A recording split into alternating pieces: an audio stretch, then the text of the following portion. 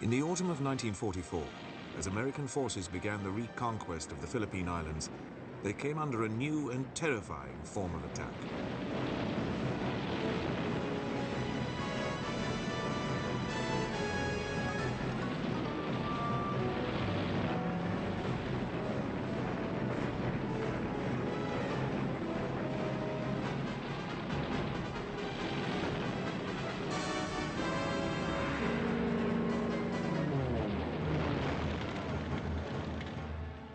Japanese pilots had changed tactics and were determined to crash their aircraft onto an enemy ship so as to be sure of taking it with them. For the US crews, it was a shattering experience. We thought we had the war won. And then when they began the kamikaze attacks, it scared the living daylights out of everybody. I watched this plane come in. And it just kept on coming in. It was like slow motion almost, because he was firing his guns. I almost saw the projectiles hitting the deck. My body from my belt up was exposed above the flight deck, and the plane kept on coming in, and it didn't pull out. And I yelled, "Pull out, you bastard, pull out." I screamed it. Over the next 8 months, more than 500 Allied ships were damaged or sunk, 5,000 crewmen killed, and almost as many wounded.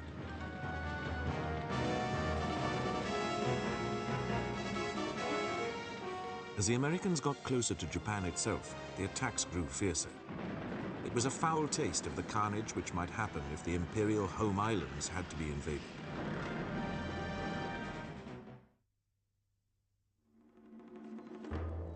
Most of the kamikaze were barely out of their teens. Their methods were born of desperation, but they rose out of the very core of the Japanese military tradition.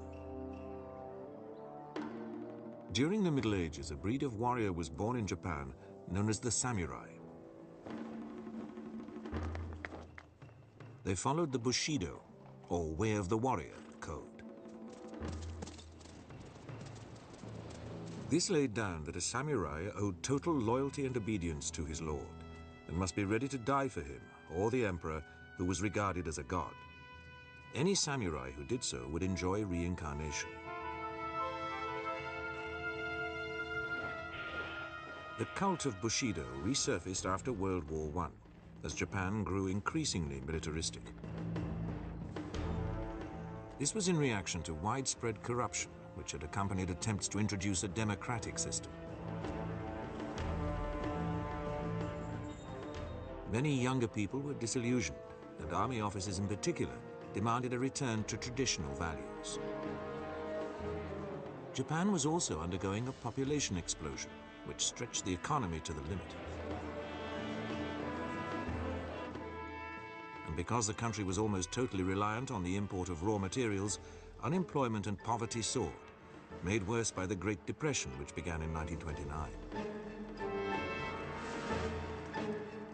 The military saw overseas expansion as the only solution, and in the early 1930s, Japan annexed Manchuria to provide more living space. Then, in July 1937, the Japanese attacked China. It was the beginning of a war that would last for 8 long years. The Japanese army soon began to show the worst aspects of Bushido: utter contempt for its enemies and total ruthlessness in conducting the war.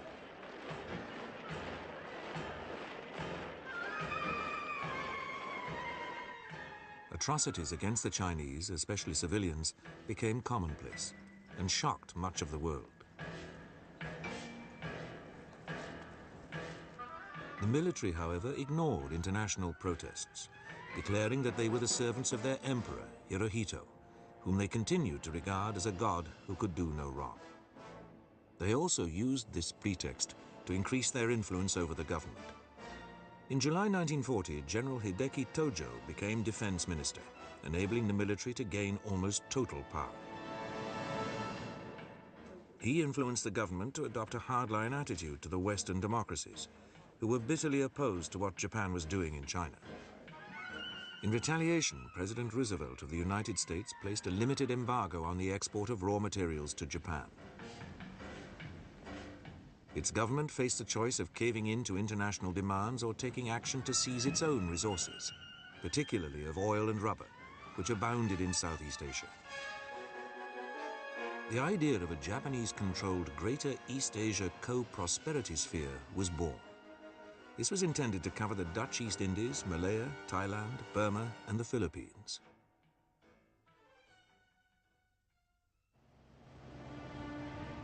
The Japanese recognized that the powerful US Pacific Fleet was the main obstacle to these expansion ambitions. So plans were drawn up to destroy it. Admiral Isoroku Yamamoto, the architect of the strike on the American base at Pearl Harbor, had no illusions that the United States industrial might would enable her to recover in 6 months. But he reckoned this would be long enough to establish the new Japanese empire. After that, Japan's only hope of long-term survival lay in America accepting that war with Japan would be too costly and bloody.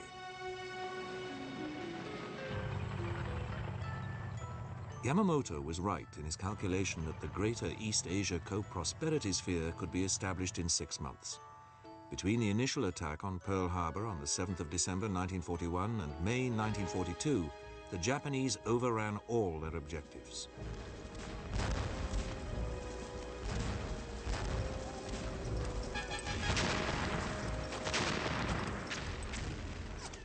The Japanese armed forces had proved that they were more than a match for Western troops. But the Bushido Code made them careless of their lives, often mounting suicidal charges. Japanese soldiers were also indoctrinated with the belief that to surrender to the enemy was a disgrace. As a result, their treatment of prisoners of war was brutal in the extreme and totally disregarded the Geneva Conventions. But this seemed of little concern in the spring of 1942. It was a time of euphoria for Japan. Her armed forces seemed invincible, and young Japanese went willingly into the army and navy, desperate to share in the glory.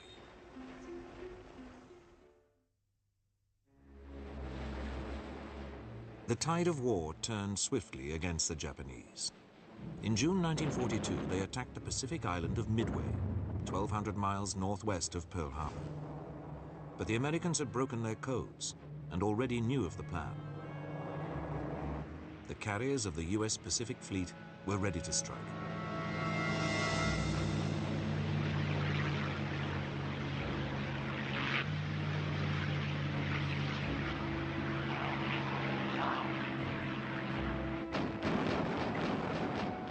In the battle that followed, the Americans destroyed all 4 of the Japanese aircraft carriers deployed against them.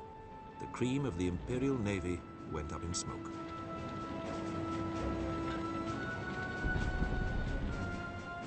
Two months later, the Americans began to strike back. Their forces landed on Guadalcanal in the Solomons. The Japanese did not oppose the initial landings, but they were not prepared to give up the island without a struggle, and it took 6 months of bitter fighting for the Americans to secure Guadalcanal. The Americans then advanced northwards through the Solomons, but on every island the Japanese resistance was increasingly bitter.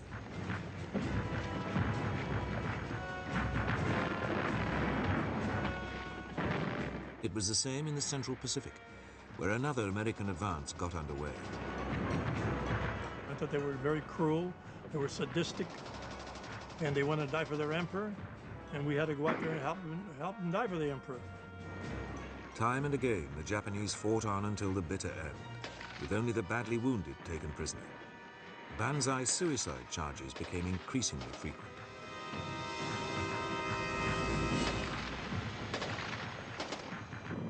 By July 1944, the US forces had reached the Marianas Islands, from which their massive B-29 bombers could attack mainland Japan.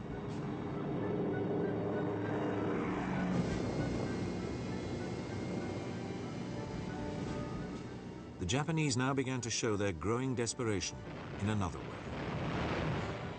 それで、覚悟を決めて延べただいまから体当たりというふうな無線を打ちましてね。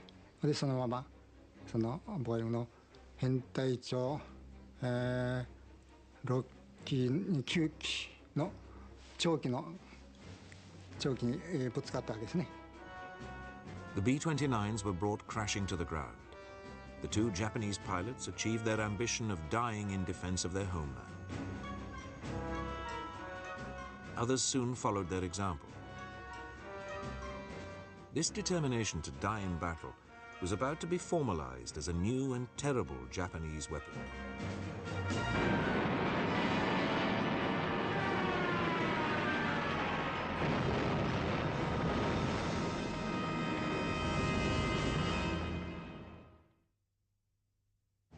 In October 1944, the American forces in the Pacific were poised to liberate the Philippines.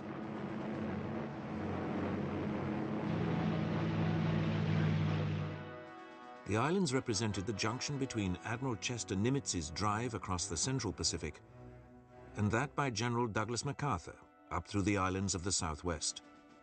Recognizing the threat, the Japanese now drew up a plan for the defense of the inner ring of islands that protected mainland Japan. These ran from the Kuriles in the north down to the Dutch East Indies. The plan was called Operation Show, or Victory, and called for large-scale attacks by sea and air on the landings as soon as they took place. The still powerful Japanese combined fleet was now based in the Dutch East Indies, close to its main source of fuel. It could certainly reach the Philippines in good time.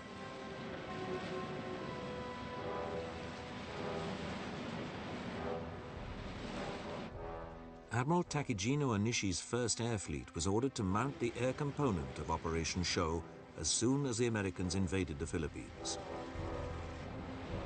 Simultaneously, the combined fleet would attack the American ships supporting the landings with two powerful groups of battleships and its remaining carriers.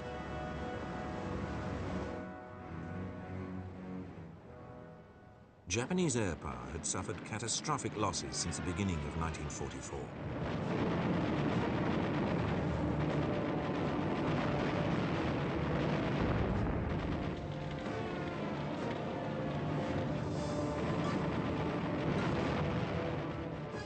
Onishi was left with only 60 aircraft, not nearly enough to make an impression on the American fleet.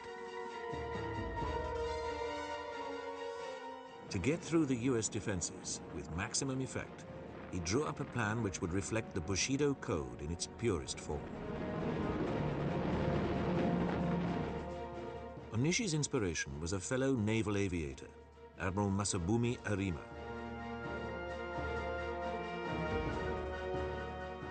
As the US fleet approached the Philippines in mid-October 1944, Arima had led his air group in a banzai attack against it.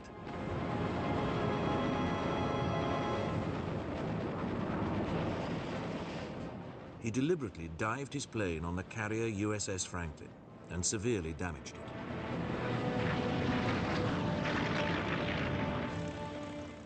Onishi decided that such suicide attacks were the only way to deal with the wooden-decked US carriers. These were the key element of the Allied Armada, since they provided the essential air power to support the landings. But his attacks needed to be organized rather than carried out haphazardly. Onishi called for volunteers among his pilots to form a special attack unit. He called it Kamikaze, or Divine Wind, after the typhoon which had devastated a Mongol invasion of Japan in the 13th century. Some of Onishi's officers had doubts at first about what the response would be. 誰も書いてこなかったらどうしようかと思ったわけです。ところが専任の下士官がその封筒に入れて書いたのを持ってきました。調べてみたらば3つだけ白紙が入っとって、あとは全部、希望ということ。Onishi's pilots considered it an honor to be given the opportunity to strike a mortal blow against their enemies and to die for their emperor.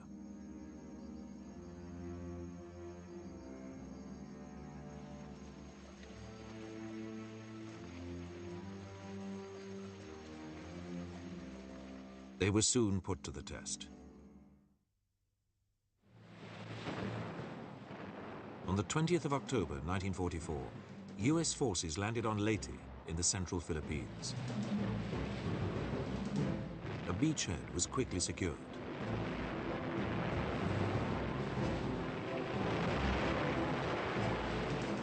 The Japanese immediately put Operation Shoal into action.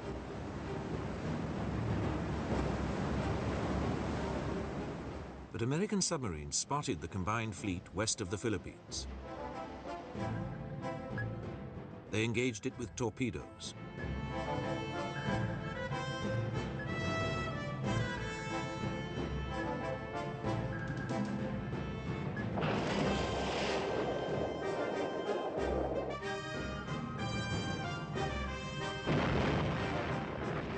This marked the beginning of a sustained sea and air attack against the Japanese ships.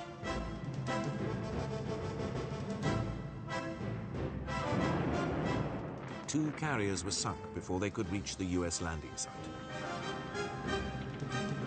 It was now that Onishi launched the first of his kamikaze attacks.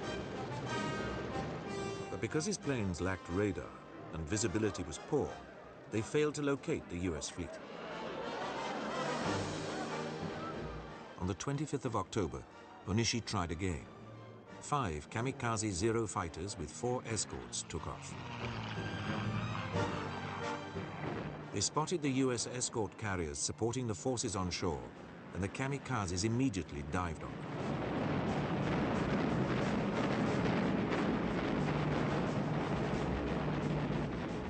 Despite intense defensive fire, 4 of the 5 aircraft hit their targets.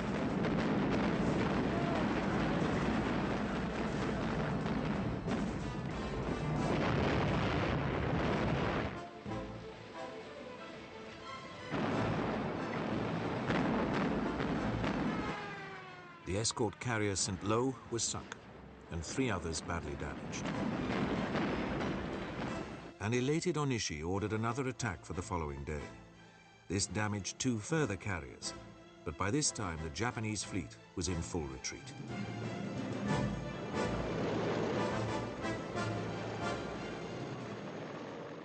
Three battleships and its last 4 carriers had been sunk. Kamikazes seemed the only weapon left in the Japanese armory which was capable of turning back the growing threat to the homeland.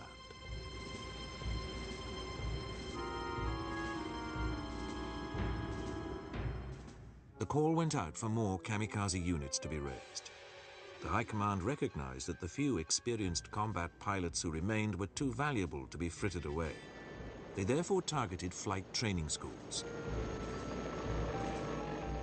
After all, they reasoned, the kamikaze pilot only had to fly his aircraft to the target.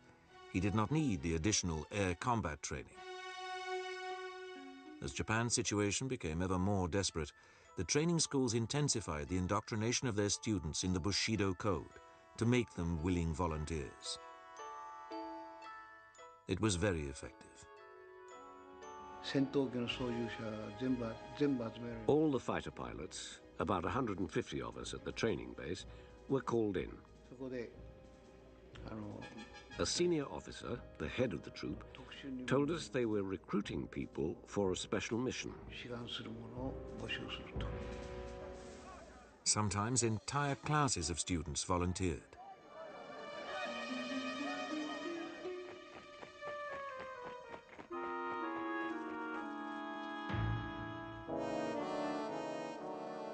They were given basic instruction on how to attack Allied ships.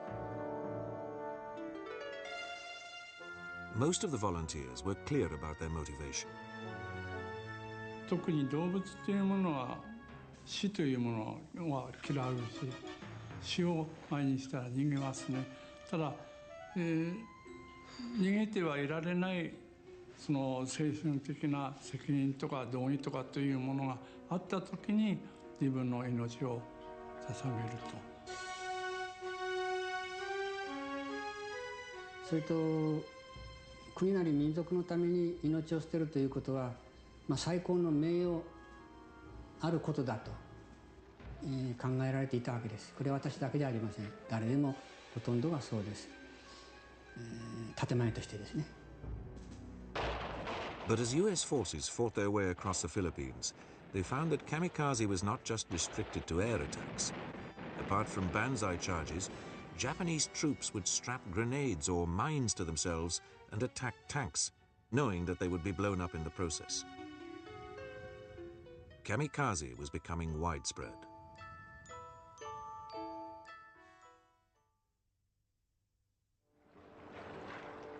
By the beginning of 1945, the Americans had secured the major islands of the Philippines.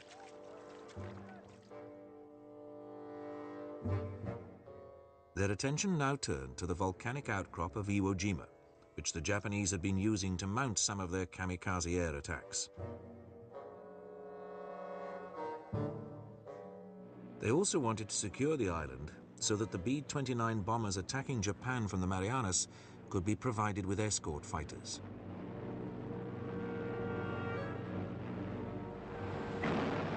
US Marines landed on Iwo Jima on the 19th of February 1945. Their enemy was well entrenched in an extensive network of underground defenses.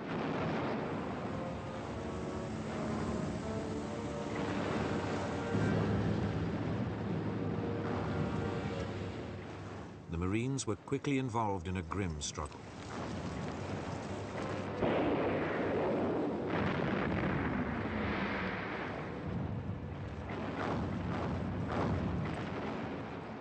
The ships supporting the landing soon came under kamikaze attack.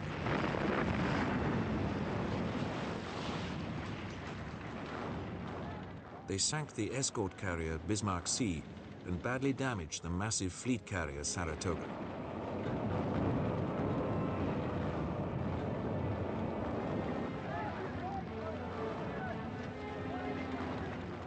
The anti-aircraft armament on the American ships had been strengthened since the previous autumn, and many more kamikaze planes were shot down before they could inflict damage. The tactics employed by the Japanese also played into the American hands. Instead of concentrating on a particular ship, kamikaze pilots were given individual targets. This enabled the ship's guns to concentrate on just one plane, rather than having to combat simultaneous attacks from different directions. Fortunately for the Allies, no kamikaze pilots survived to point out this tactical error. It took a month to secure Iwo Jima. Often, only flamethrowers were capable of destroying the Japanese soldiers in their underground bunkers.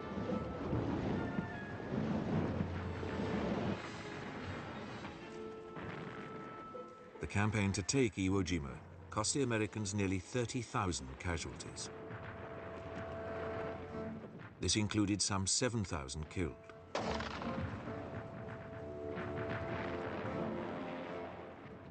Of the 20,000 Japanese defenders, less than 1,000 survived to become prisoners of war.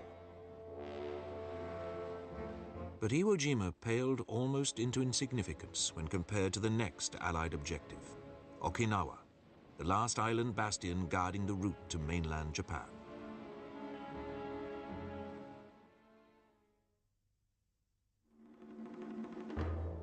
The Japanese knew that Okinawa was the last stepping stone barring the way to the home islands, and were determined to defend it to the last.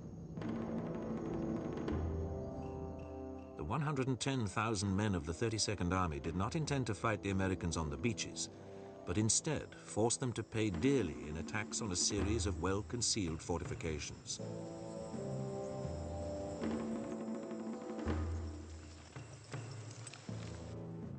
The Japanese had also widened their range of kamikaze weapons. One was the Oka, or cherry blossom, a purpose-built piloted bomb. This was rocket-powered and had a 2,650-pound warhead. The Oka was carried beneath a bomber and released close to its target.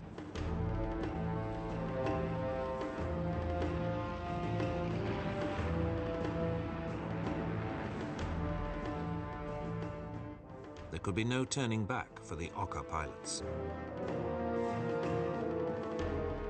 特に大方の場合はもう19年の10月に絶対死ぬということで明日出るかも分かんないという状態で、来たのが、終戦まで続いてるもんですから、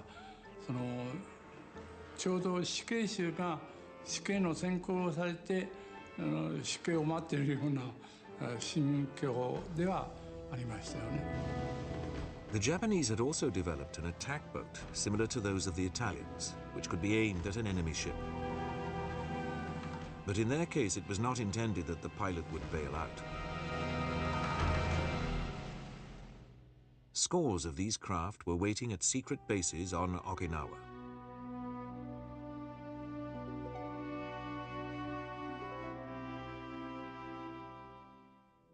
More sophisticated was the Kaiten, or Heaven Shaker, which was a midget submarine based on the highly successful Lance torpedo, modified to incorporate a crew compartment and conning tower to enable it to be steered to its target.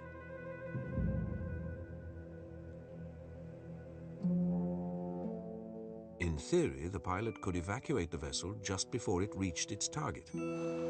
確かに大変ですね。It certainly was extremely difficult. First of all, there were no safety devices at all. It was like being put inside an oil drum, spun round and round until you were dizzy. The Kaiten were to be carried close to their targets by submarine and were designed to be launched underwater.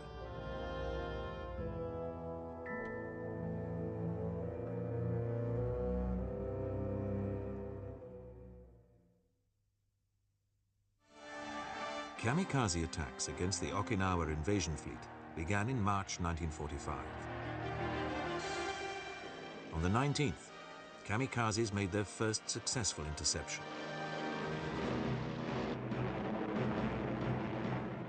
They struck the carrier Wasp and, for the second time, the Franklin.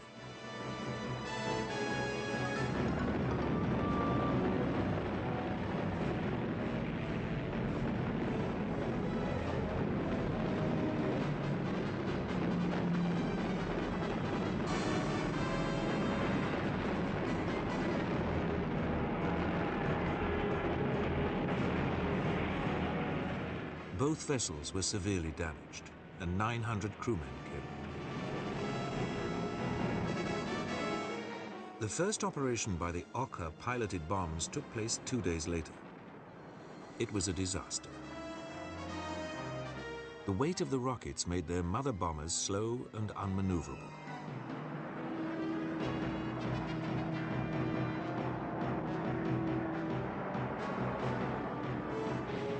US fighters were able to intercept them and shoot all of them down.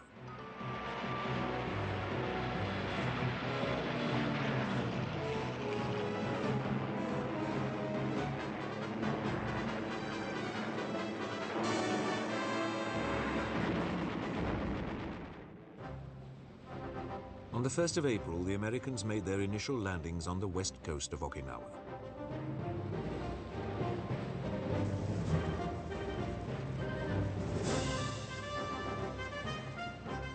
They were surprised to meet no opposition on the beaches and began to advance inland. 3 days after the landings, the Japanese launched a mass kamikaze raid of more than 350 planes against the shipping off the beaches. Intense US firepower turned it into a massacre, with only one carrier, Bellow Wood, slightly damaged.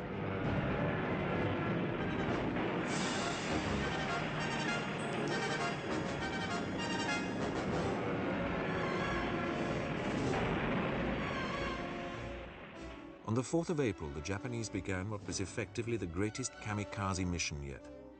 The mighty battleship Yamato set off with only enough fuel for a one-way voyage to Okinawa, where she was to be beached to act as a gun battery. She never made it. US carrier planes sent her to the bottom. The explosive motorboats also met with little success. None got within range of an American ship, and several of their anchorages were overrun before they could be used.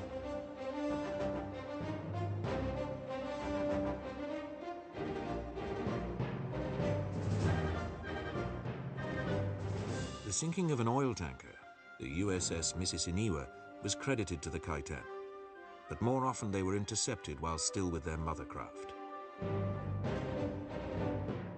Even so, Japanese propaganda claimed that numerous Allied battleships were being destroyed. The Japanese people were led to believe that a great victory was about to be snatched from the jaws of ultimate defeat.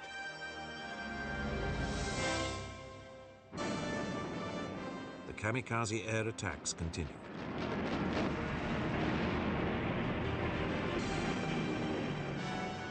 The US crews were resorting to desperate tactics. The way we stopped them was just to fill the air with flak. And if there was ever an opening in the flak, they were on you. And we had a number of them just barely miss us at Okinawa. The attacks came in all round the clock. There was no respite.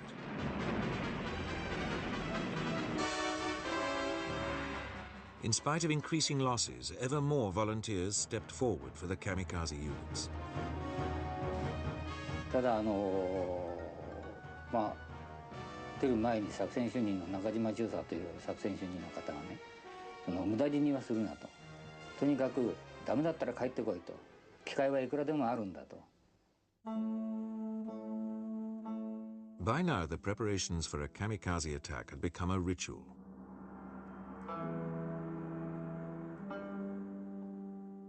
The members of an attack unit were usually told of their mission the previous night. This gave them time to mentally prepare themselves and to write last letters to their loved ones. Second Lieutenant Shigeyuki Suzuki wrote of, "The great day that we can be directly in contact with the battle is our day of happiness, and at the same time, the memorial of our death."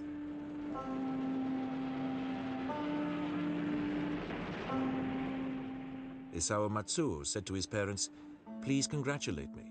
I have been given a splendid opportunity to die. This is my last day. The destiny of our homeland hinges on the decisive battle in the seas to the south, where I shall fall like a blossom from the radiant cherry tree." On the day of their last and fatal mission, the kamikaze pilots donned white scarves or headbands, the samurai symbol for revenge. They would then drink a farewell glass of sake rice wine with their comrades.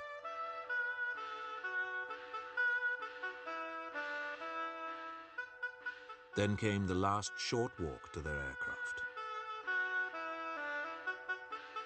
それがトラックに乗って列車に向かう時のトラックの上から流れてくるわけですけども、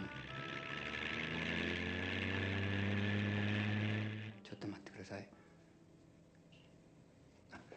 緑小島のふるさとよさらば、白いハンカチ振るてよさらば、きりり彦棒に菜の花さして、ああ空は男の行くところ。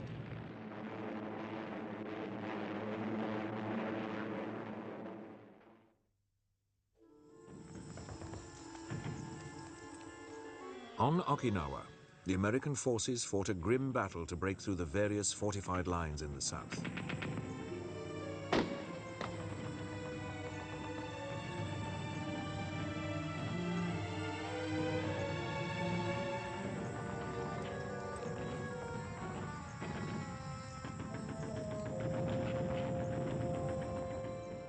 But in contrast to previous campaigns, Japanese soldiers did begin to surrender voluntarily as the weeks of fighting wore on.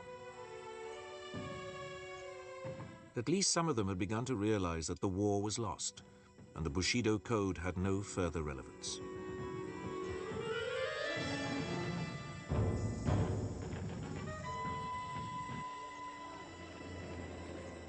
But those who allowed themselves to become prisoners of war were still a small minority. Most Japanese soldiers simply fought on until they were killed.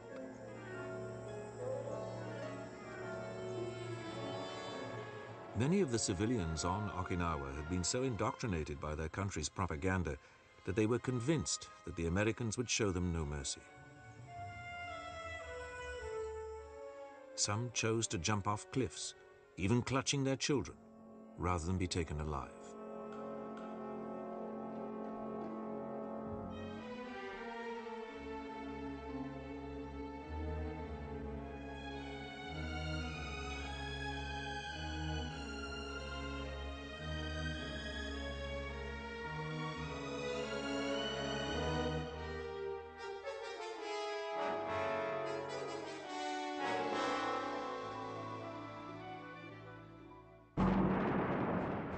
All the time, the supply of kamikaze pilots seemed inexhaustible. But eventually, the Americans broke through the final defense line. As many others had done before him, the Japanese commander, General Mitsuru Ushijima, committed suicide on the 22nd of June. His death marked the end of almost 3 months of bitter combat.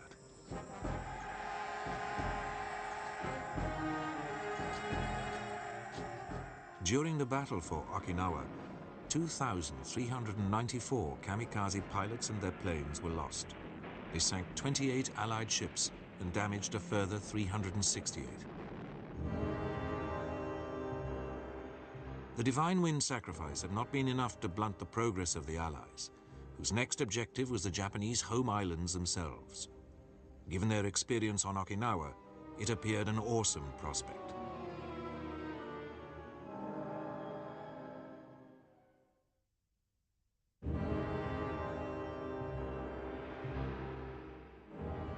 By July 1945, Japan was in a desperate situation.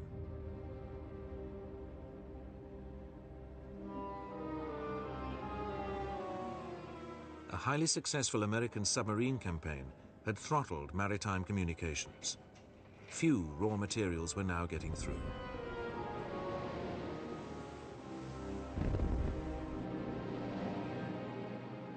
B-29s, now joined by B-17s and carrier-based aircraft, were remorselessly bombing the home islands. Japan's cities were being systematically destroyed.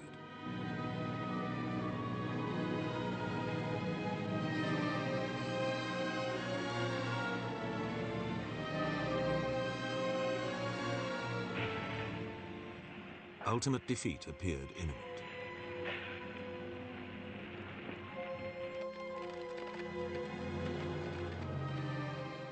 Some members of the Japanese government realized this and were attempting to put out peace feelers to the Allies. But the military was still in charge and refused to consider surrender. Instead, they were preparing to resist an Allied invasion.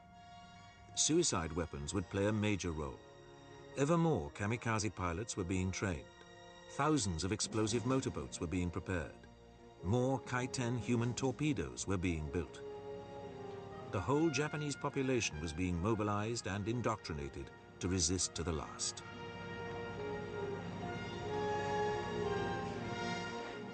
"28 million civilians had been enrolled in a new militia to fight alongside the 2.3 million troops and 4 million naval and army civilian employees.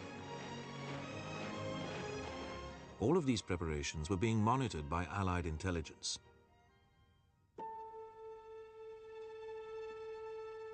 This map of the special suicide formations was based on information gained at Britain's Bletchley Park Code-Breaking Center and is on display there.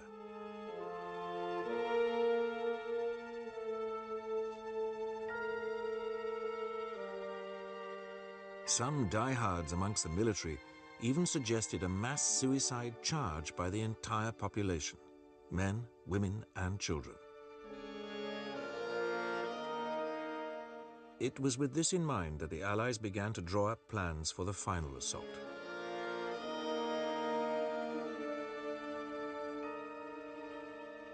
The initial attack was to be mounted on the 1st of November 1945 against Kyushu, the southernmost of the Japanese main islands.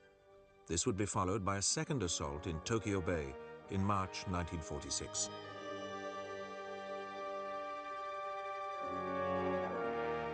Painfully aware of the Japanese resistance on Iwo Jima and Okinawa, and the knowledge that the people of Japan were likely to sell their lives even more dearly when their homeland was invaded, the Allies were certain that their invading forces would suffer heavy casualties, especially from kamikaze attacks. Around 1 million dead were forecast.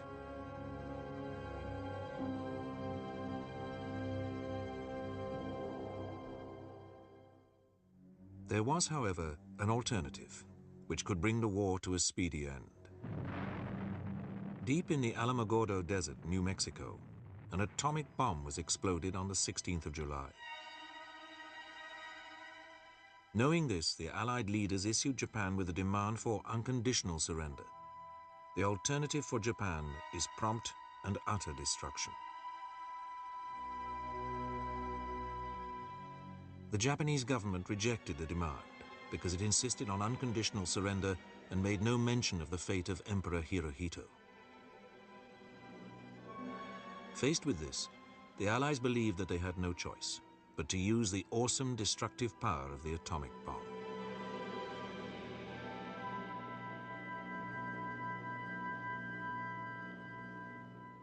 The first was dropped on the city of Hiroshima on the 6th of August.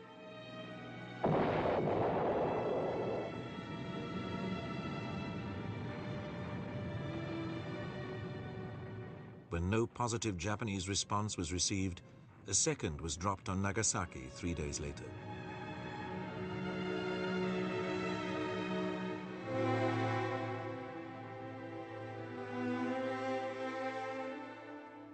The Japanese Supreme Council was now deadlocked between the civilian members who wanted to sue for peace and the military who were determined to fight on until the end. Eventually, both parties agreed that the emperor should be consulted.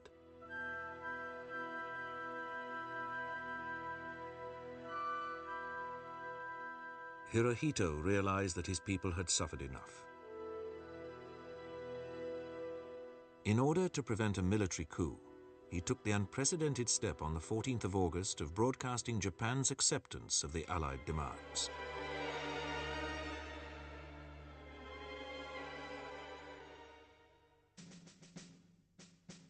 Two weeks later, the Japanese signed the instrument of surrender in a ceremony presided over by General Douglas MacArthur on board the battleship USS Missouri, anchored in Tokyo Bay. Let us pray that peace be now restored to the world, and that God will preserve it always. These proceedings are closed.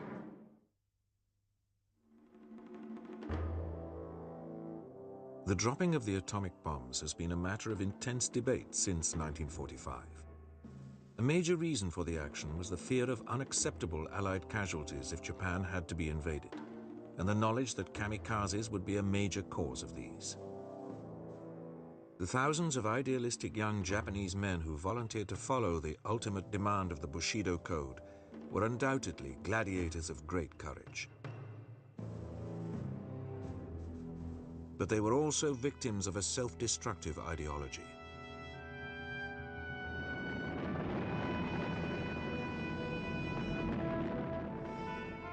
Some have accused them of selfishness in wanting to prolong a war that Japan could not win, for the sake of securing their places in heaven.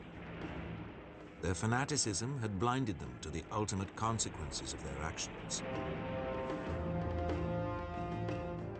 In Japan today, there is a kamikaze museum.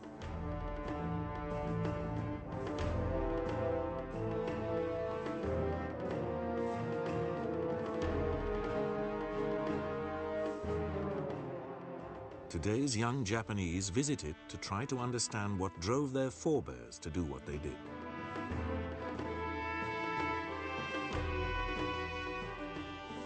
The families of the kamikazes, and the ever-dwindling band of those who volunteered but were not called, continue to revere the memory of those who made the ultimate sacrifice.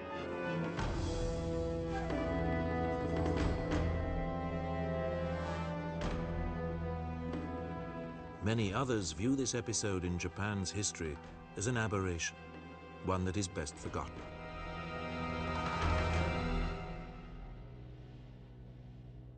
Despite their courage, the kamikazes could not prevent the inevitable.